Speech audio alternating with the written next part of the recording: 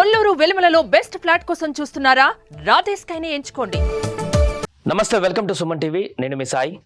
నిత్యం అత్యాచార ఘటనలు ఎక్కడొక్కడగా జరుగుతూనే ఉన్నాయి, మనం చూస్తూనే ఉన్నాం. రోజు మరొక దారుణమైనటువంటి సంఘటన, కదిలేటువంటి రైల్లో జరిగినటువంటి దారుణ ఘటన ఇప్పుడు అందరినీ ఒక్కసారిగా విస్మయానికి గురి చేస్తుంది. నిండు గర్భిణి పైన అత్యాచారానికి ప్రయత్నించాడు ఒక దుండగుడు. రైళ్లలో వద్దని వారిస్తున్నా కూడా, తన గర్భిణిగా ఉందంటూ మొరపెట్టుకుంటున్నా కూడా వినకుండా పైశాచికత్వానికి పాల్పడ్డాడు ఒక దుండగుడు. దీనికి సంబంధించిన వార్త చూద్దాం. అతన్ని అరెస్టు కూడా చేయడం జరిగింది పోలీసులు.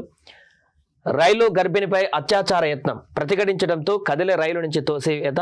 చిత్తూరు జిల్లా యువకుడికి తీవ్ర గాయాలు, యువతికి తమిళనాడుకు చెందిన నిందితుడి అరెస్టు. చూడండి, రైలు బోగిలో ఒంటరిగా ఉన్నటువంటి గర్భిణి పైన అత్యాచారానికి ప్రయత్నించాడు యువకుడు. తాను గర్భిణినని వదిలిపెట్టాలని వేడుకున్నా కూడా వినిపించుకోకుండా లైంగిక దాడికి యత్నించాడు.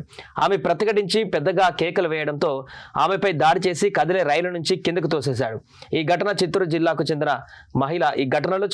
చెందిన మహిళ తీవ్రంగా గాయపడి వేలూరు ప్రభుత్వ ఆసుపత్రిలో చికిత్స పొందుతుంది.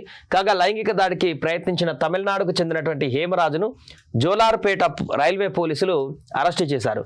పోలీసుల కథనం మేరకు తమిళనాడులోని తిరుప్పూరుకు చెందిన జమినా జోసెఫ్ భార్య 4 నెలల గర్భవతి.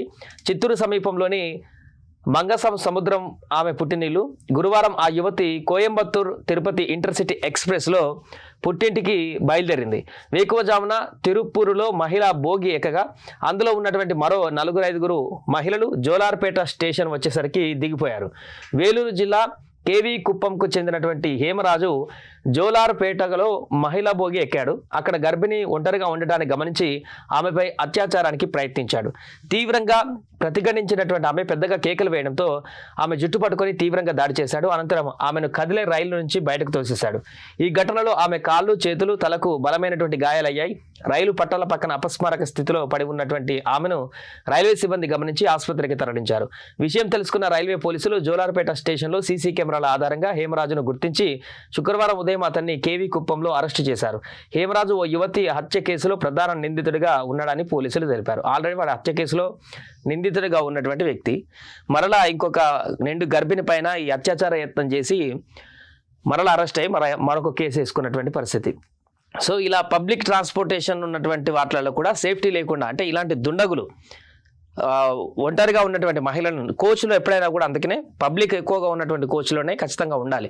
ఎక్కడైనా రాత్రి సమయంలో ఒక్కొక్క స్టేషన్లో పబ్లిక్ అంతా దిగిపోతున్న సందర్భంలో ఆ కోచ్ మొత్తంలో కూడా మహిళ ఒకరే కనుక ఉన్నట్లు అనిపిస్తే వెంటనే ఇంకో కోచ్ జనాలు ఎక్కువ వెళ్తున్నారో ఆ కోచ్ దగ్గరికి వెళ్తే కొంత సేఫ్టీ ఉండేటువంటి అవకాశం ఉంటుంది. ఎందుకంటే ఇలాంటి రాక్షసులు, పైశాచిక దుండగులు అందరూ కూడా ఎప్పటికీ నిత్యం కాచుకొని కూర్చుంటారు. కాబట్టి వీళ్ళ యొక్క ఇంటెన్షనే ఈ రకంగా ఉంటుంది. కాబట్టి మనం ముందుగా జాగ్రత్త పడాల్సిన అవసరం ఉంది. అండ్ ఇలాంటి వ్యక్తులకు శిక్ష గట్టిగా పడాల్సిన అవసరం ఉంది. ఆమె గర్భిణిగా ఉంది, ఆరోగ్యంగా కొంత ఇబ్బందికరమైనటువంటి పరిస్థితులు ఏర్పడేటువంటి అవకాశం ఉంది. అలాంటి మహిళ పైన కూడా ఎలాంటి కనికరం లేకుండా ఆ దుండగుడు, ఆ రాక్షసుడు అత్యాచార యత్నానికి చేసి ఒక రకంగా చంపే ప్రయత్నమే చేశాడు. ట్రైన్ నుంచి తోసేసి ఈయన వినకపోవడంతో అక్కడ ప్రతిఘటించడంతో, అరుపులు కేకలు వేయడంతో భయపడ లేకుంటే చంపాలని చెప్పేసి ఏదనుకున్నా తెలియదు కానీ జుట్టు పట్టేసుకొని కొట్టేసి ట్రైన్లో నుంచి తోసేసినటువంటి ఘటన అత్యాయత్నమేగా. అత్యాచారం నుంచి అత్యాయత్నానికి పోయింది.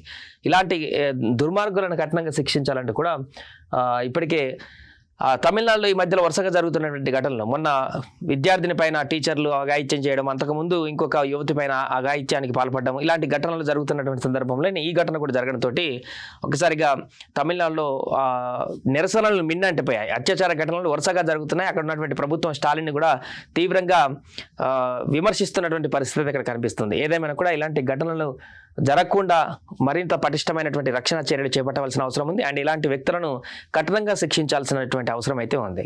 సుమన్ టీవీలో మీ పర్సనల్ అండ్ బిజినెస్ ప్రమోషన్స్ కోసం కింది నెంబర్కి కాంటాక్ట్ చేయండి.